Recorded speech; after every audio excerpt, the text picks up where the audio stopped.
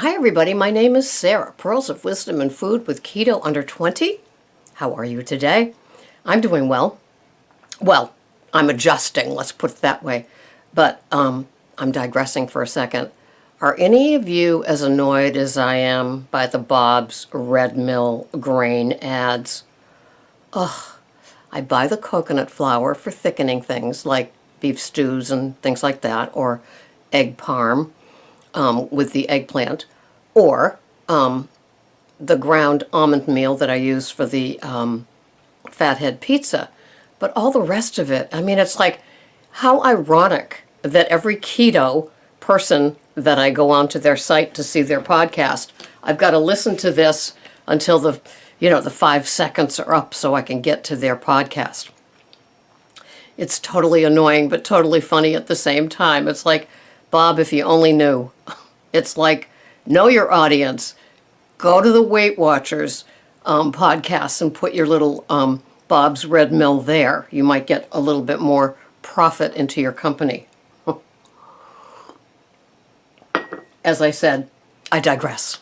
So, yesterday, I had my 20% off BB&B, Bed Bath & Beyond, and so the trip was to purchase a new scale.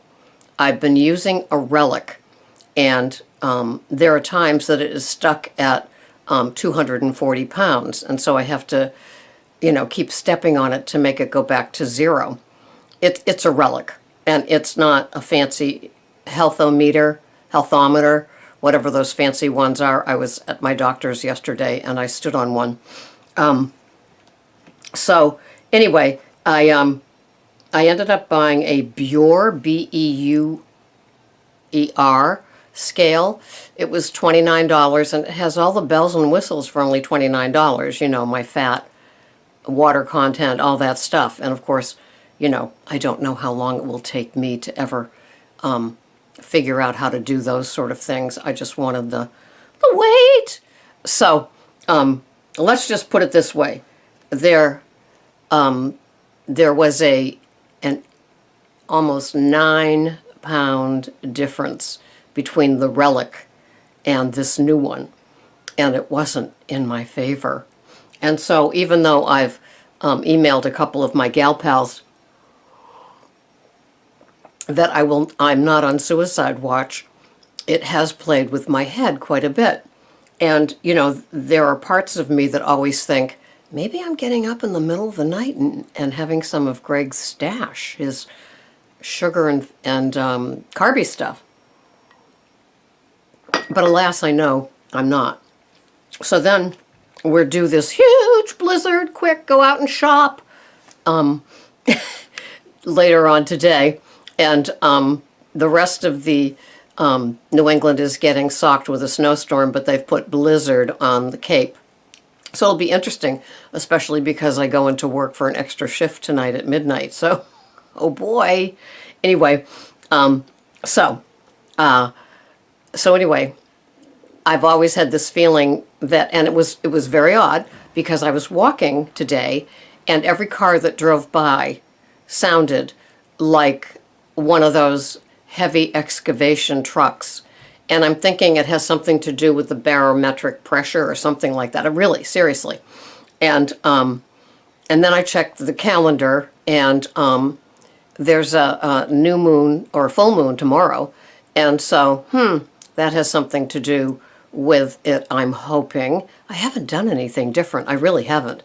And since doing Keto Under 20, I have been quite adherent and a good student. And there have only been a couple of times that I've had like 124. Yeah, there's your problem there with carbs. 24 carbs, but the fiber's been like 6 or 7, 8 grams. So if I was deducting it, I'd be under the 20 again.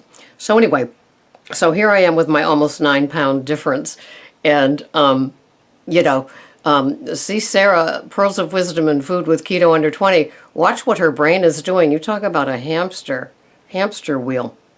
So then there's another podcaster that does keto, and she talks about it all the time. this winter thing, and her scale has been fluctuating as much as 6 pounds in a day. And she has this feeling that there's something that goes on in the winter. And I'm tending to believe her. And then I've got another friend who has her pesky three that come for a visit, unannounced and uninvited. And so it's very, very interesting. And I feel that I'm one of them. And now, of course, I will have my modernized LED version of a scale. So anyway, it's just very, very interesting. So then, so the keto lady thinks that there's something to do with it in the winter. The other one has this pesky three. It's almost like a joke, and we are all older women, right? And none of us are doing stuff. Now, I know I eat probably more than they do, but my macros, which some people say isn't a big deal, or you shouldn't, get into it, match. I mean, my carbs are under 20, well under 20 some days. So anyway, I'm listening to this Nora, the Nora Gedgaudas that I mentioned in my other I'll Have What She's Having Christy Brinkley video podcast. And so she was talking about it too. And as I said, she digs way, way, way back into the ancestral history of things. And the woman is just brilliant on so many different levels. I mean, her brain doesn't have one cell that's not utilized with incredibly intelligent, intellectual, studied information. She's really amazing to me. And I guess they know her big time in the paleo world. But I just, fell into her because you know how you can do that on YouTube. One thing leads to another to another. And I happened to look up the Ancestral Health Symposium, which they have every year or so.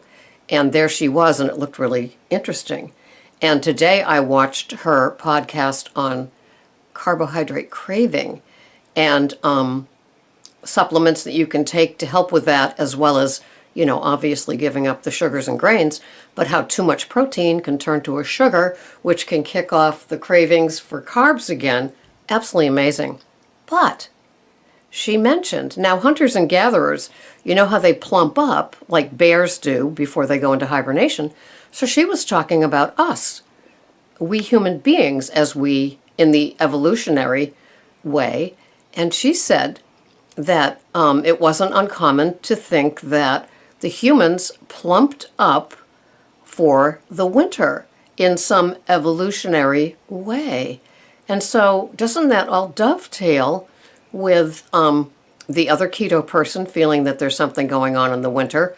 I always am very, very sensitive to moon phases, and when I had my Shark Week cycle, same deal. And I think I even had, after I went through menopause, I think I still had some phantom weight, body fluctuation with the scale, as if I was still having my cycle. And I don't know if any of you older people post-menopause, ladies, have gone through this and kind of feel the same way. It's like, it's almost like ancestral in the sense that she was saying with the weight gain in the winter. And, I'm not having excess protein, so it's not turning to sugar. I'm not having the carbs, any carbs with grains or sugars, and no matter how many times I have to see Bob's Red Mill. And so it's all so fascinating. And I was just wondering if any of you are going through this. I don't have a craving, not one, for a sugar or carby type thing. Maybe sometimes I overeat, but I'm thinking I'm weighing and measuring everything. I mean, a 4-ounce burger is a 4-ounce burger. 4 ounces of Mississippi roast is 4 ounces of Mississippi roast.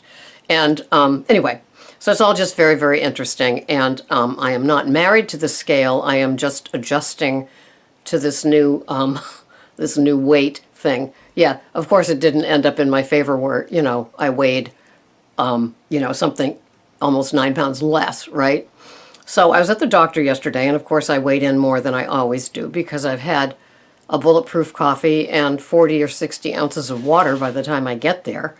And and so she subtracted, I had on, boots and winter stuff. And so she subtracted something.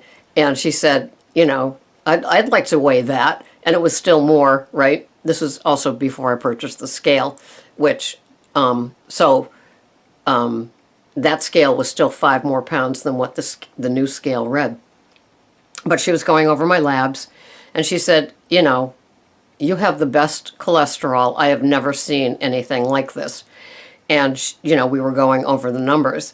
And she said, I'm adopted, so I have no idea where it came from, right? And I said, well, it's the best thing I inherited from my gene pool, I guess, in my DNA, was to get this the good stuff, an incredible ratio, as well as the good high stuff. And I guess it's supposed to be over 30 or 40, and mine was like 150. And the cholesterol reading was 265. Now, if I wasn't going to somebody like her that pays attention to the other stuff, I would have been, leaving with a prescription for Lipitor, because, they go by that number, that end number, and anything over 200, you're being slapped with a prescription, which I wouldn't have taken anyway, because I'm keto-fied, so that means I'm paying attention to doctors that talk about that. So my good cholesterol is very good, according to her, and my ratio is very good. And so she said, this is not one of your problems, and you should be very happy because of that, and I was.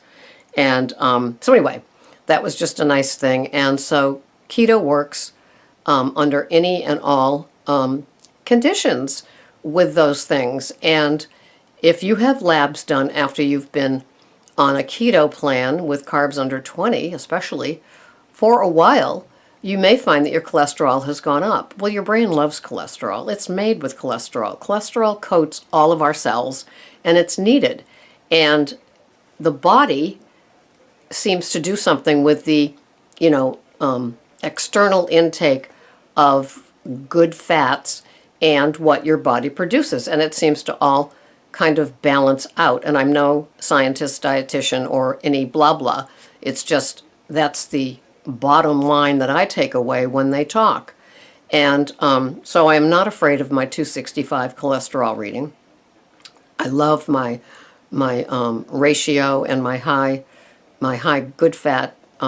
The HDL, I use the H to mean healthy, and the LDL, I use the L to mean lousy. But when people start talking cholesterol and HDL and LDL, it's like the thyroid test.